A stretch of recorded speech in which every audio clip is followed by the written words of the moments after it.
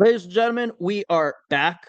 For no con fans out there, it's Great Divide Eve. That's dropping Friday, but first we have to get through the NFL draft.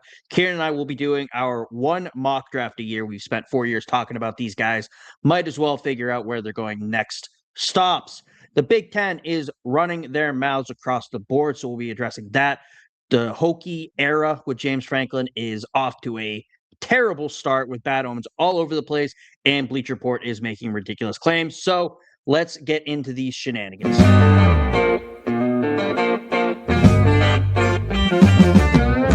They're eating the dogs, Ciarnan, in Tuscaloosa. They're eating the you dogs. Know that? They were They're eating the dogs. Oh, a meth raccoon. Yeah. Just awful. There is nothing good about this. It's the worst possible scenario for the CFP, for the national championship. Notre Dame is a mid-program with really good marketing. And the Michigan players are going to look at that, and anybody who's committing to Michigan in the next years will just go, I want to beat them even more. Like, I wanted to beat them when I first came to the school. Recruits are going to see this. You have, as some fans have put it, a mascot flashing their pop tussie out. Oh, God, that's going to be part of our intro next year. Oh, shit. Hi, Ciarnan. How's it going? It's going well. How are you? It's going. We're almost at the draft. It's, you get to see. I'm just sucked in air there. I'm dying. You okay? No, I'm choking up because our sweet boys that have started this journey are finally going through and getting to the NFL draft, and ironically not being paid as much as they were in college. Yeah. No, it's NIL really mucked everything up. But Ciarnan, since you brought up getting paid, we might as well talk about the news that hit about an hour ago before we started recording. We complained earlier in the offseason that all the news happens after we record, and then someone died before we recorded, so we kind of stopped complaining about it. And then Alabama decided to once again make my life better by giving us news before we recorded, with Kalen DeBoer getting a $2 million raise, as well as an extension that was running through the 2033 season. Additionally, again, we are a college football podcast, but I love him. Nate Oates also got an extension. He's sticking around in Tuscaloosa. Ciarnan, what were your thoughts on Kalen DeBoer's extension? I think it is a good step going forward for Alabama. Again, you're never going to replace the great Nick Saban. So I think with Kalen DeBoer, you do get a bit of stability with this longer contract. And, it's one of those things, like you always said, you give the guy 3 years once, his recruits come through. I think we're going to see an improved Alabama under Kalen DeBoer. Whether or not they fight for a national championship, obviously that remains to be seen, but I think it's a good move. Some fans are upset about it. They think he's not good enough. You're not going to get someone. No. He killed the dynasty in Cheers. I make that joke about Morgan Wallen's concert, but you're not going to immediately be competing for a natty. These are different guys in a new system you're trying to run. It's you getting settled. I think it's a good move. You do not want to get into this cycle that Alabama got into after Bear Bryant retired, or you see all these other schools go through when they lose a legendary coach. Yep. They cycle through guys. They hire someone, he's not great, so they fire him, bring someone else in. They keep getting worse and worse, and then they get desperate. They do some recruiting violations, and then it gets even worse. So I like the move. I think it's good to keep stability within the program. And obviously the Rose Bowl this year sucked, but I like what DeBoer is doing. I think it's not bad. I did see, I think it was The Athletic pointed out, like, he's now making more than Saban made at Alabama. Yeah, that's how it works. Salaries go up every year. I'm sure Sam Pittman, who sucked at Arkansas, got paid more than Bear Bryant did. That's just how salaries in time works. So I thought that was a little weird thing to point out. But anyway, moving on, I just wanted your thoughts. Anyone who's complaining about it should really kind of take a good hard look at Alabama's history and realize why we're not just bouncing around coaches. But the NCAA is also proposing some more rule changes, and they want to move up the season a week. No more week 0. Everything is just week 1. That weekend in August. They had better not take away the Aer Lingus Classic from us. That is a special event. But I don't really have strong opinions on this, Ciarnan. What do you think? I think it was stupid to call it week 0 to begin with. Like it is week 1. I don't care if half the teams are playing, a quarter of them are playing. It's irrelevant. It's still week 1. And, when you've got, Kansas State versus Iowa State last year at the Aer Lingus Classic, that's their week 1. Just because they play next week, that's their week 2 or whatever, whichever way you want to slice it.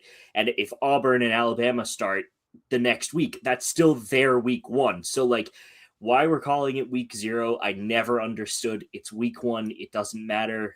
There's no preseason in college football. It's you go. Yeah, I don't disagree. I also think hopefully it lines up better with a little bit. I want a day off after or before. Why I hate how all these leagues, it feels, they have the chance to line it up with a major holiday, and they just don't. The NFL does it with the Super Bowl. It's bad. College football, I don't care about any of this until you put the Natty on a Saturday. Yeah, that's a great point. Play it on Saturday all year. Yes, bowl season gets a little wacky. You have games kicking off at 11 o'clock on Tuesday. I love that. I love watching those. Oh, yeah, that's the best. That's the best because everyone's, gone off work. Nobody cares. And you're just sitting at your desk, typing ASDF continuously into a Word doc to look busy. And you're just watching Tulane versus Troy. And you're just like, this is a great game. Yeah. But the Natty should be on a Saturday. That's my thing about college football scheduling. I do not care about the week 0 move. Yeah, it's irrelevant. But we're going to move on to the Big Ten, Ciarnan, your conference. Yep. Because they are running their mouths. Well, it started with Ty Simpson's comments. Ty Simpson was on Caleb Downs' podcast and said, from my point of view, they don't do much while talking about Indiana. They do the same thing every down. So when I got the ball, I knew exactly what was going to happen. They just didn't mess up. They were in the same exact spot they were supposed to be. They are so well coached. It was different in the SEC. They'll play man, unorthodox coverages. That's kind of how it is. That game was crazy to me. Of course, I got hurt, so that was a bummer, and then kind of went on how they couldn't run the ball. They couldn't do anything. And Indiana's defensive coordinator said, adorable. We also saw everything they were doing on every single snap. It was just that we exploited those cues and didn't get frozen and crushed by them. And then he was pointing out Alabama fans going, Haynes is an idiot in this situation, I think. Indiana's defensive coordinator, Ty Simpson is complimenting you. They didn't have to do anything special or crazy. They were so well coached. They lined up. They did exactly what they were supposed to do. Mm-hmm. We knew what they were trying to do, and we still could not do anything to them. That is a compliment to your unit. Why are you freaking out about it and acting like he's insulting you? This is the biggest batch of fake rat poison I've ever heard, where it's like, oh, rat poison. No, it's there. He is complimenting you. He is not doubting you. It's not bulletin board material. He's just saying they're really good. Yeah. So when I originally read that, I was like, what the hell is Ty Simpson talking about? But the way you framed that actually is rewired that in my brain. I'm like, oh yeah, that's kind of a good point. Again, we're just reading a text document of a quote. So it's it's hard to understand his inflection and his tone. I'm sure it didn't come off that way when he was saying that live to a reporter. But yeah, no, you make a good point. I don't know. You don't need to make a comment, right? You're a defensive coordinator. Just do your thing, and doing your thing very well is what you should be doing. So pointless. Yeah, it's pointless talk, pointless back and forth. Yeah. But also, speaking of pointless Big Ten talk, Will Howard was complaining that Kansas State took advantage of him because Avery Johnson, the backup at the time, got a better NIL deal, and that's part of why he went to Ohio State. Ciarnan, this is your conference. Alabama's not involved. So what are your thoughts on his comments? I don't care. I don't care about the who got a better deal in the NIL. Like, that's not the point of college football. And I know it is now, but even in the 2024 cycle, this was still early on, as like NFL was just, breaking down the doors type thing. So who cares? Who cares if you got a better deal? You clearly got the better of the outcomes, Like, why do you feel the need to say, like, oh yeah, it's Kansas State's fault that I wasn't, looked after as much as Avery Johnson? Why do you care? That is the dumbest thing. You've won a national championship. You're fine. Yeah, I don't know why he felt the need to bring this up. You do not need to explain why you left Kansas State to go to Ohio State, especially as you brought up, he won a natty after. He's in the NFL now. Yeah, it's like the most bizarre thing. It's like, oh yeah, you know what? I want to be like compensated for my time that I didn't get, and I'm like, you won on every single aspect. Kids growing up, when, like, you and I were kids and NIL was never a thing, would have dreamed to make that sort of transfer to a school and win a natty. I don't care about the money. I don't. It's irrelevant. And what's the difference? He's making 4.45 and you're making 3.5 or whatever the thing was. Like, chill out. You're fine. You're making more money than most people will see in their entire lives. You do not need to complain about it. Yeah, and on top of that, you're kind of ignoring the big thing is you were a 3-star, Will, coming out. You were a 3-star. Kansas State offered you, along with the heavy hitters of Cincinnati, Kansas, Maryland, Minnesota, Rutgers, Temple, Bowling Green, and Toledo. Not exactly a bidding war for Will Howard in that sense. Here's some schools that didn't even offer him. Oh, sorry. He also got offers from Harvard, Yale, and Morgan State, which aren't going to offer NIL. Anyway, Boston College did not offer him. Duke did not offer him. Kent State did not. UNC didn't. Penn State also didn't. And Syracuse did not offer him. He did visits and was talking to them, but did not offer. Avery Johnson's offers. Kansas State, obviously. Washington, Oregon, Arizona, Arizona State, Arkansas, Auburn, Florida State, Georgia Tech, Iowa State, Kansas, Minnesota, Missouri, Nebraska, Ole Miss, Pitt, TCU, Tennessee, Virginia, Virginia Tech, Wisconsin, Memphis, Notre Dame, Washington State. Yeah, he's going to get more. You need to attract him. He is the number one quarterback in the state of Kansas. You want to keep the Kansas player in Kansas, and you're going up against big name programs. Of course, he's going to get a better NIL package than you will. Yeah. I mean, you could have stopped at 6 schools there, and it still would have outmatched anything that Will Howard got. Could have stopped at 3. Yeah, Kansas State, Washington, Oregon. Yeah. Like, it's so dumb. It's so how do you have the fucking ego, excuse me? How do you have the ego to go out and be like, "Oh yeah, Kansas State, it's Kansas State's fault that you didn't get the highest NIL." Actually, no, it's your fault for not being as attractive enough for the other schools to warrant that higher paycheck. Stuff it. Yeah, it's like a high school dropout working at McDonald's complaining how much their doctor brother makes. Yeah, it's his knee. It's his knee, Kev. He would have gone pro if it wasn't for his knee. Yeah, it's ridiculous. But also it's very Ohio State coded. Even though Will Howard was only there for a short amount of time, he bought everyone's against him. Yeah, and it's everyone else's fault. Yep. But he got where he is strictly because of him. Moving on, though, we could do an entire 2-hour show about how much we hate Ohio State. Yeah. We're going to move on to a former Big Ten coach, Ciarnan. Yes. Your favorite, James Franklin and Virginia Tech. For those who did not see, they had their spring game this week. And this isn't a bad omen or anything, right, Ciarnan? Like,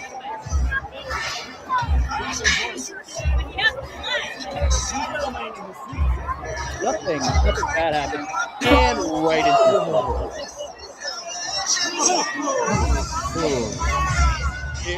Gavin Harrison crashed right into the scoreboard. He's okay. He walked, or actually, he kind of had to hang out there for a bit. But now he's fine. Good. Bad omen for Virginia Tech season? Oh, yeah, absolutely. I mean, way back when, humans used to look to the sky for signs, and this couldn't have been worse. We have gone full 100 or 360 degrees. We're right back where we started, looking up to the sky and seeing something go wrong. And I can't wait for this season. Not because I want them to do bad, just because I want this to be like the epitome of James Franklin's kind of career move to Virginia Tech. Like, if it went, regardless of where he went, if this happened, this would have been hilarious. I don't disagree that it's a bad omen, but I would like to preface this with saying I'm glad the parachuter. Yeah. I'm not sure what it's called. I'm glad he's okay. Yeah. If I were a Hokie fan, I would feel more confident about the upcoming season if he was not okay. Why?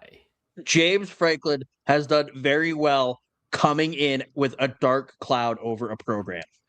Let's look at some of the previous Penn State. Bill O'Brien did well, but that was still hanging over the program. Yeah. He really turned it around, brought hope back to Happy Valley. Vanderbilt. It was Vanderbilt. Yep. And he had success there. That's just a dark cloud enough if you're Vanderbilt football pre-2025. So I think if this was a little more tragic, I would put money on the Hokies making the ACC championship. As much as I don't want to agree with you, you're 100% correct. He's a rallying force. He gets the best out of people and uses it to motivate them. Yeah, no, it's a great point. Yeah, it's hard to counteract that point, unfortunately. Again, very happy that he's fine. Okay. Yes, but there's some Virginia Tech fans that probably aren't happy about that. God. But Ciarnan, it's time for. I feel like we just flew through all those opening topics. Let's hope this mock draft takes a while. It's time for our mock draft. But first, Bleacher Report did their own mock draft, but they did something a little different. They decided that they're going to get rid of the rule everyone has to be 3 years removed from high school. And on top of that, every player is opting into the draft. Can you guess who they had first overall? Is it someone pretentious? I don't think he's pretentious, actually. Is it someone that somebody who picked him would be pretentious? 100%. Okay, who is it? It's Arch Manning. Of course it is. And their reasoning is, and look, I'm not going to say, oh, Fernando Mendoza is the best quarterback prospect we've seen in years. He's not. No. He would probably be like the third or fourth quarterback off the board last year. Or 2 years ago, last year, not sure. Arch Manning was not a better quarterback during the 2025 campaign, is how they start. However, a shift in draft approaches would occur based on the principle of potential. Teams would look for long-term upside. What upside have we really seen from Arch Manning outside of like a 3-game stretch? He played really well in 3 games a couple years ago, and that's it. That's all we've seen from him. Are we falling into the same trap we did when he was in high school, where his last name has an M, an A, 3 N's, an I, and a G, and they're like, oh, 5-star, oh, first overall pick. He's a Manning. How can we fail when we have a Manning? I don't get it. I still do not see it with Arch. If I were a team I was a fan of a team who was taking first overall in next year's draft, unless you see a drastic change in how Arch and the Longhorns do, and they pick Arch Manning first overall, I would root for a different team. I would have zero faith in my front office if that's the decision they made. Yeah, it's wild to think that this is one of those things that it's just pure clickbait. They're just doing it to get clicks on their thing because there's everybody and their mother has an opinion about the NFL draft, and so they're like, we put Arch Manning at the top of our draft, and here's why. And then you're like, okay, well, I have to see the idiocy behind this, and it's not even like it's a good reason. It's not even like we've seen progress from year 1 to year 3, and it's like it's incredible. And he's coming off the best season he's ever had, and with Sark at the helm and him still there, blah blah blah blah, X number of returning starters. And then if you made that the case, I'd be like, yeah, okay, I see it. But he's been okay, been all right, fine. Not the best, not the worst, certainly, but middle of the pack, if you want to make that your argument. That's not a reason to draft him number 1. That's not even a reason to draft him in the first round, no matter where you are. So, like, what is the point of using clickbait? I mean, we're kind of doing it for them. We're talking about it, but it's so frustrating to see these types of random mock drafts. Yeah, and on top of that, I do just think that whoever wrote this hates Alabama. They don't have Ty Simpson in the first round. If they're going to talk about the potential of Arch Manning, I don't know how then you cannot talk about the potential of Ryan Williams and not have him as a late round. I'm not saying he should be a top 5 pick with how he's played, but you can't say, oh, potential. Oh, well, these guys sucked last year, so they're not a first round pick if we're just going to ignore all the rules. So I hate it. I hate that list, and I hate Arch Manning. I don't hate Arch Manning. I hate how much people love Arch Manning for no reason. Yeah. But it's just... All right, Ciarnan, it's time for our only mock draft of the year. And we're doing, as I'm opening something up, Ciarnan picked the order. I'm going first, and then Kiernan's going second. There are some picks that if Ciarnan does not make, I'm going to be like, what are we doing here, buddy? No trades, by the way. I just feel like that's easier to go through and do that. Mm-hmm. So we'll start the draft. And with my first pick, Ciarnan, I'm taking Fernando Mendoza. I think it's going to end badly for him, but I do think the Raiders are going to take him. I mean, that's you kind of have to if you're the Raiders. The Jets. Now, here's the thing about that. Yes, they need a lot of stuff, but for the love of all things holy, can you just draft an offensive line? Just in your first 5 picks, just draft the 5 best guys you can get and just give them the max rookie contract available and say, defend with your life. I am sure that they need absolutely everyone under the sun, and they do, but oh my God, it is the most infuriating thing to watch. With all that being said, I have no idea who to pick. Because they do no idea who to pick. They have literally so many needs. It is 6 in one, half a dozen in the other. Yeah, PFF having their needs as quarterback, wide receiver, edge, and cornerback. It really should just be everything. Yeah, it really should be. If I literally don't know what to do. If you want to go with like if you want to go with a wide receiver to like fill their needs, I would go Mekhi Lemon from USC. That's I mean, it's a big swing. It is a big swing, but like if they need it. So you're Because going like with here's the thing. Makai Lemon? Yeah. Here's the thing. The Justin Fields, I know he's been crap, but it's been because he's been behind a terrible offensive line. Now he does need somebody to throw to other than Garrett Wilson, who was out for the majority of the year. Justin Fields isn't on the Jets. Oh, he's not anymore? Well, I've missed No, that he's on the because Chiefs. Chiefs now? Okay. Well, yeah. Maybe they do need another quarterback. Do you want to stick with Makai Lemon or do you want to undo the pick? No, I'll stick with it. Okay. All right. All right, cool. I figured you were going to go with one of the edges, Arvell Reese or David Bailey. I do think the Jets are going to end up going with Bailey. I think they are panicking after last year, that coaching staff.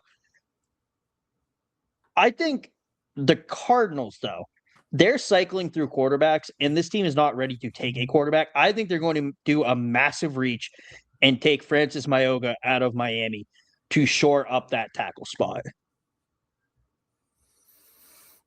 Good idea. And then take a quarterback next year. Yeah. I would say for the Tennessee Titans, this is where you really want the edge rushers. So I would take David Bailey out of Texas Tech, excuse me. Damn, I think if the Giants had still had Brian Dable and not John Harbaugh, I think they would take Jeremiah Love here. But I think they don't need an edge.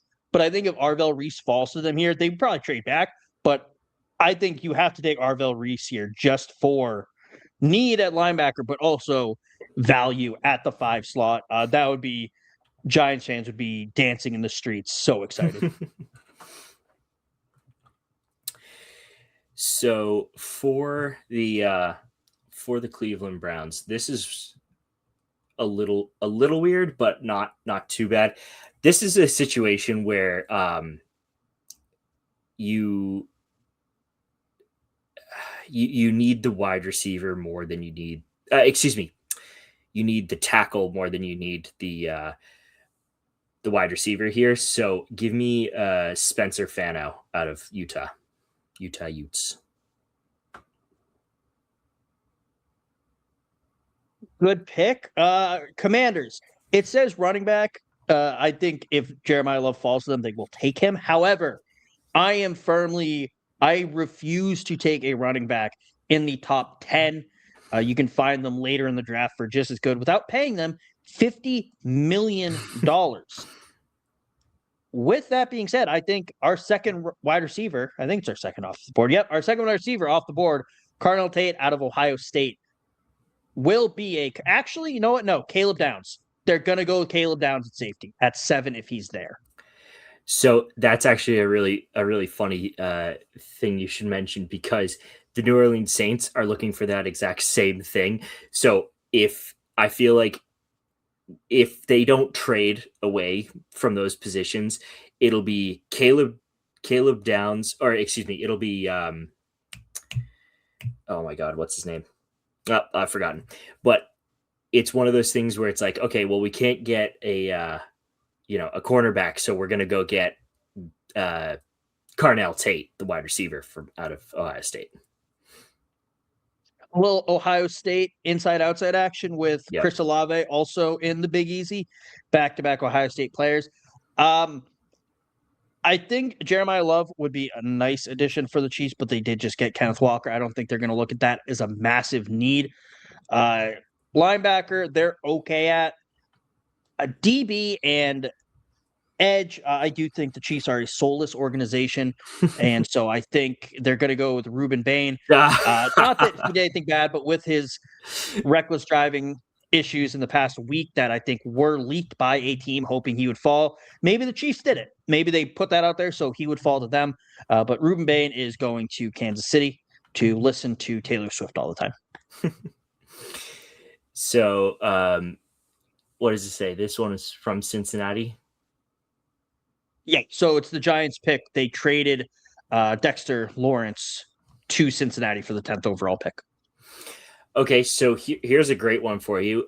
Giants are also in need of some offensive protection, so I'm going to be a little bit biased here and give me Vega Ione from Penn State. I don't hate it. I almost said I hate it. No, I don't hate it. The Dolphins really went down to the studs on their team. They tore it down in every sense of the word. The only thing they really don't need is a running back, funnily enough. I think they'll want to make a splash. I think a lockdown corner is something at this point in the draft they would want to take. I think Mansour Lane will go to the Finns. Mm-hmm. So the Dallas Cowboys need just an entire defensive line reset because they were scored on so much last year. And I had the courtesy of living down in Pennsylvania, being able to watch a lot of their matches because obviously they're in the same division as the Eagles. And every single time I think I saw their score line, the opponent put up 50 points on them. So they are in desperate need of any defensive help. Sonny Styles. Oh, I don't hate it.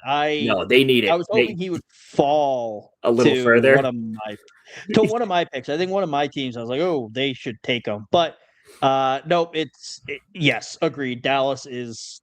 I've got to balance this out. I've got to balance this out, Kev, because I've now picked 2 Ohio State players and only 1 Penn State player. Yeah. It's in fairness. There's a good reason why.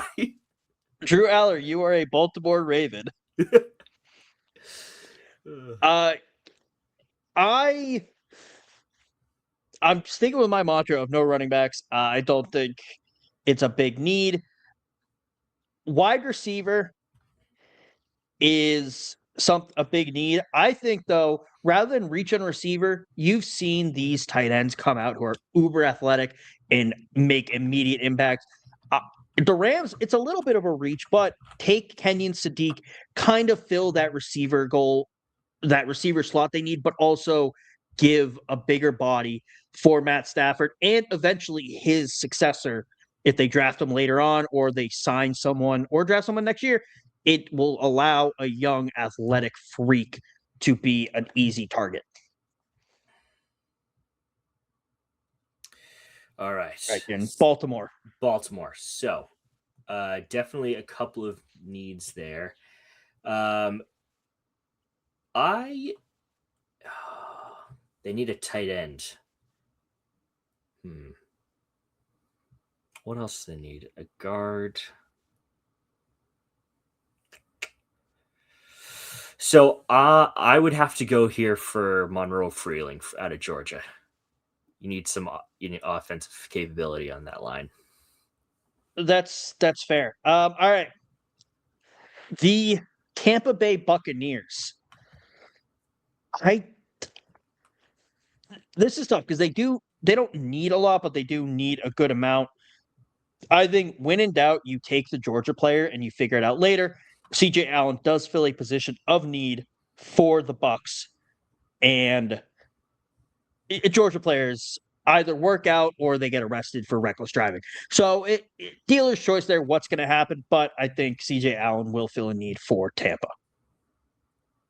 Ciarnan, back to the Jets. Yeah, back to the Jets. Here is where we go with the offensive line, and give me Francis Mayoga out of Miami. I apologize if I'm butchering his name.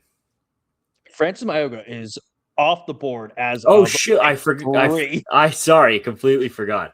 All right, then we're gonna go Alabama here and Caden Proctor. Nice.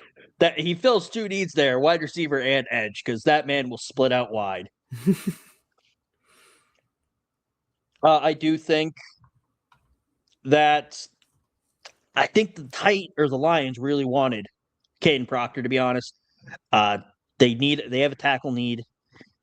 He was probably the best tackle left on the board. I think they might panic. They realistically might trade back, but maybe they'll turn to the defensive side and they'll go with I'd be between Akeem Messidor or Keldrick Falk from Auburn. It pains you to do it. We're going to go with the Auburn player. I will draft an SEC player over anyone else. So, Ciarnan, the Vikings, there is one right pick here, and it's the only right pick here. I'm really hoping. Well, hold on. Do I have to guess? And will you be upset if I get it wrong? Yes and yes. All right. So, fine. Think about what positions are getting old on the Vikings. Everyone. Yes. What positions? Is there a player in this draft that is a perfect fill-in for one of their aging defensive backs? I'm praying I get this right. Is it Dylan Theinman? Yes. Thank you. Oh, thank you. Yes, Ciarnan, it is Dylan Theinman as that Harrison Smith white boy in the backfield. Yes. I was gonna say the same thing. I was like, another white safety.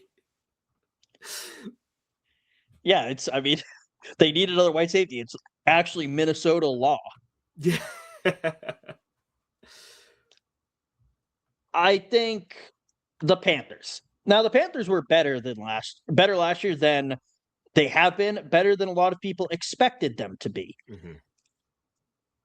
They still finished sub 500, but it was in a really bad NFC South. Would it be crazy for them to take a running back? Chuba Hubbard has been good. He's never been great. I wouldn't call him a game changer. Over 1,000 yards once in 2024. Then right off a cliff last year, 134 carries, 511 yards. If he's here, I think take Jeremiah Love.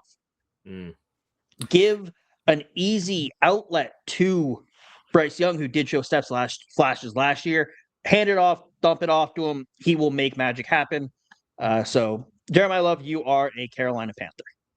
Yeah, that was an interesting one because I was thinking about the Vikings, and I'm like, they also need a running back. But it's one of those things where Dylan Theinman works better at Vikings, I think, and Jeremiah Love works better at the Panthers. But honestly, you could kind of switch those two, and nothing would really matter all that much. I mean, maybe the Panthers don't really need a safety, but anyway, I digress. Back to I'm so thankful I picked Evans because now I get to go Dallas twice. So give me Jeremy McCoy. That's an obvious pick. They need defense. Yeah. You got to go with Cowboys and Jets twice, two of the most dysfunctional organizations. Yep. Now, Ciarnan, this next pick, I'm going to have some reactions to it. People are going to call me a homer. People are going to say this is a dumb pick. It's not a position of need yet. However, the Steelers have been in a cycle of dysfunction at quarterback with mid-quarterback play since Big Ben really got old. Not even since he retired, just since he got old. You don't know what Aaron Rodgers is doing. Will Howard is currently the starter. If Aaron Rodgers does come back, you do not want to be in this position again next year. You're going to get a guy. You're going to sit him for a year or two. You're going to take Ty Simpson here, work on getting out of quarterback purgatory with some rest years. That's a good one. For the Chargers, I know their needs say wide receiver, guard, defensive interior, and safety, but I'm actually going to go defensive end and maybe have him move in and out of the line and give me Akeem Messidor, Bane's buddy. I was going to have Akeem Messidor to the Eagles to continue that sort of cycle they go through of just having really good front seven and also make Jared's life. Yeah. But with that being said, I feel like it's expected they're going to trade AJ Brown to the Patriots.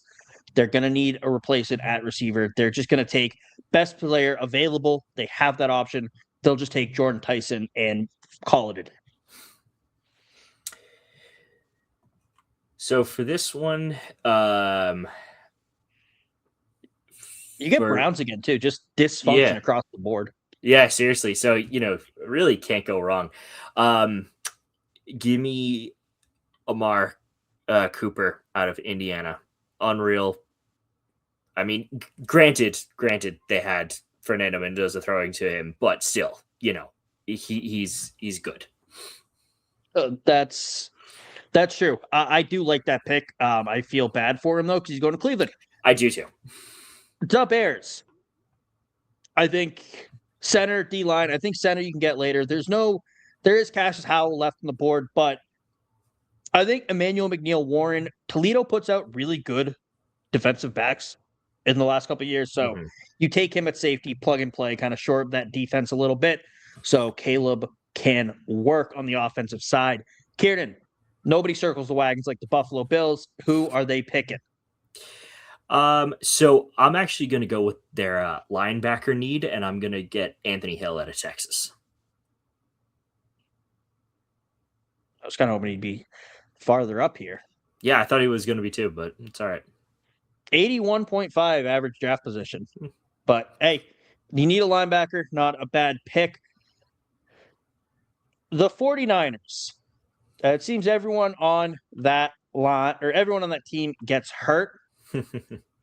You have Trent Williams starting to get a little older. You take Blake Miller. Again, once you're picking this late, partially through play being here, but you can pick for the future a little bit more. Find a fill-in who you sit them for a year. They allow them to get better and learn under a legend of the game, Blake Miller, to fill in that gap down the line. Tackle the future.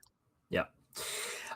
So I remember CJ Stroud being on the ground more than he was on his feet. So give me Emmanuel Pregnon out of Oregon. I think you just passed him.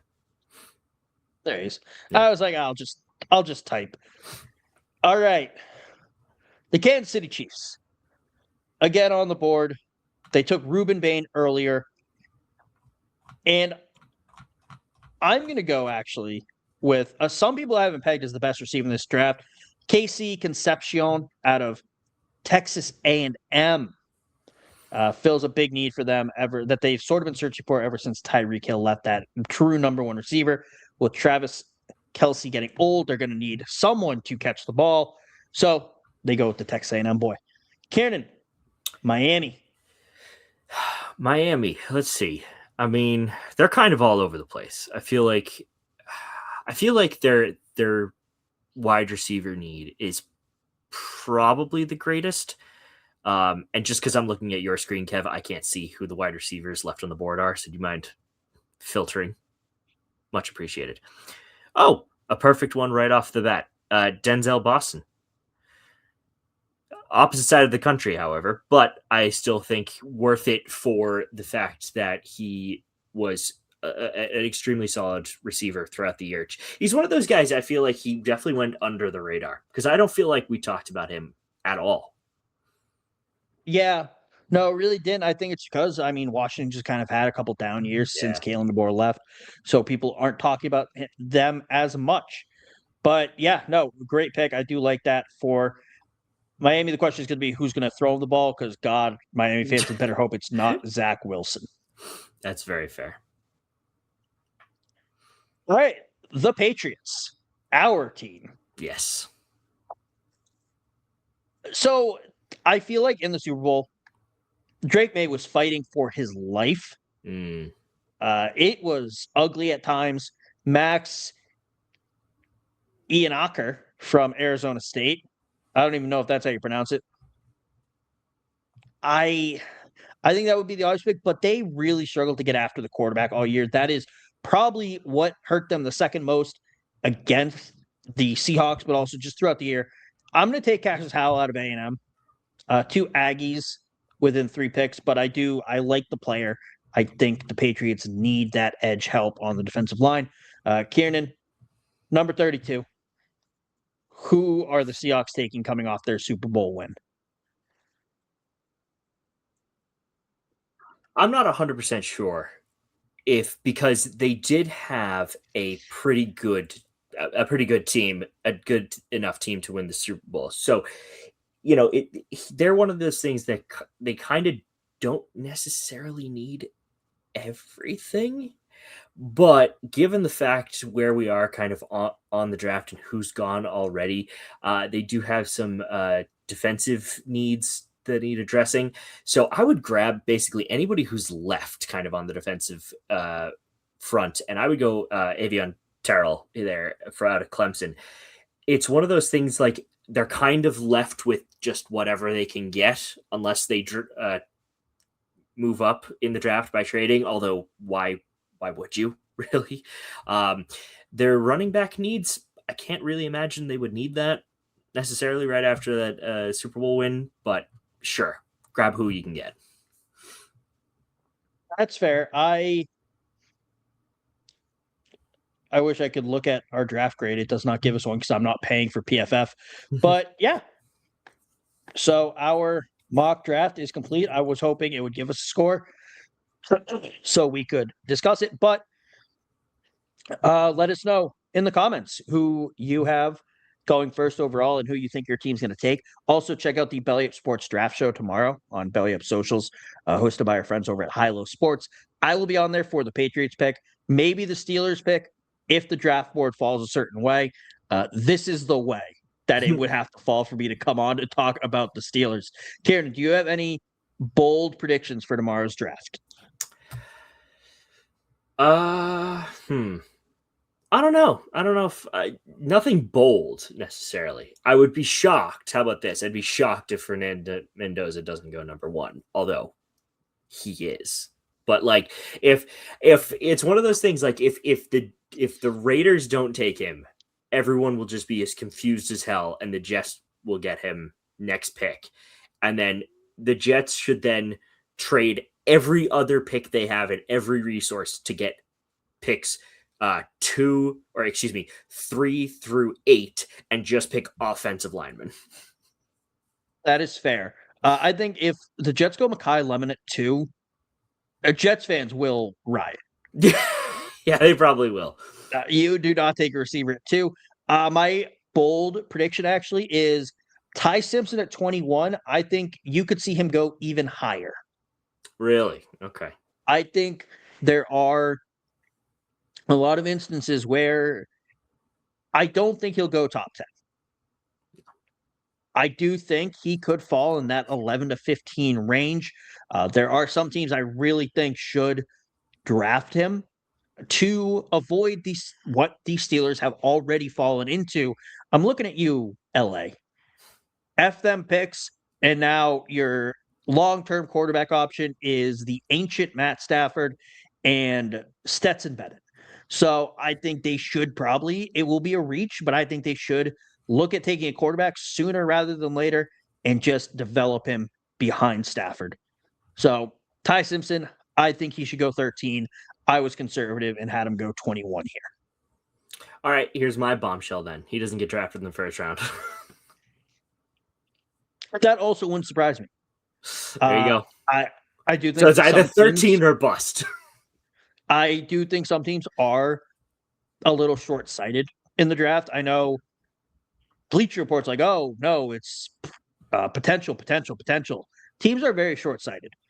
And they should be. I do think the Rams are still within a window. They still need players who can help now to help them win a Super Bowl. The Steelers are not winning a Super Bowl anytime soon, so they can probably project towards the future more. But yeah, Ty Simpson, I think, is going to go higher than 21. All right, there we go. But yeah, so follow at Quad Tailgate on all socials. Again, check out the Belly of Sports Draft Show tomorrow night. Ciarnan, anything else you want to leave the people with? No, not really. Just get ready for another great NFL pick to watch our youngins grow up and leave the nest, as it were. Yeah, I also very much enjoyed it when the Patriots were bad because then the pick would be done early and I could go to bed. I did not necessarily miss staying up to pick 32, and then the Patriots would just trade out of the first round anyway. And you're like, well, this is a waste of time. There were points where I was like, all right, I'm just going to bed. They're not going to pick at 32. They're just going to trade the pick. And they did. every time. So, yeah. But, yeah, it'll be fun.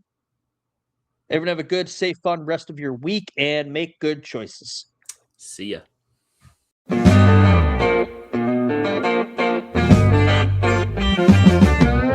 They're eating the dogs, Ciarnan, in Tuscaloosa. They're eating the you dogs. know that? They were They're eating the dogs.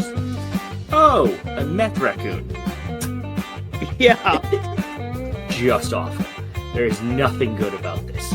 It's the worst possible scenario for the CFP, for the national championship. Notre Dame is a mid-program with really good marketing. And the Michigan players are going to look at that, and anybody who's committing to Michigan in the next years will just go, I want to beat them even more. Like, I wanted to beat them when I first came to the school. Recruits are going to see this. You have, as some fans have put it, a mascot flashing their pop tussie out. Oh, God, that's going to be part of our intro next year. Oh, shit.